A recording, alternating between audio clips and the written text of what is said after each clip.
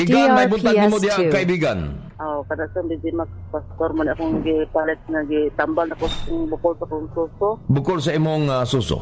Okay. Mauro na din sa kadako sa kanang jumbo sa itlog. Mauro din sa kong gitumarigan ganda. Sige ra kong padala kang BBLC ana sa kanang mana sa Valencia. Igan kanang unsa na kadugayon nga naay namaliktan mo na ibukol diha sa imong suso? Kuan sa igan mga pagbati na ko mga isa ka bulan. Ga sakit siya ngul-ngul unsa man? DRPS2. Unsa itabo sa imong kanday gibutangan mo, gipatuluan o giimnan unsa nimo? Ako siyang gidainom siya kada kanang kadlawon. Okay.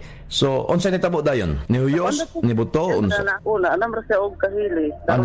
Nahili siya. Ano siya og kanin. Dapat siya bukol man na lang sa kanang mga mamatutudlo bitaw kadako. Okay. At ganiya murag kwan sa itlog atong murag yelo sa itlog or pauna primero pag tugod ako pag inom igyan kanang murag gid kanang pinakadako. DRPS2. Okay.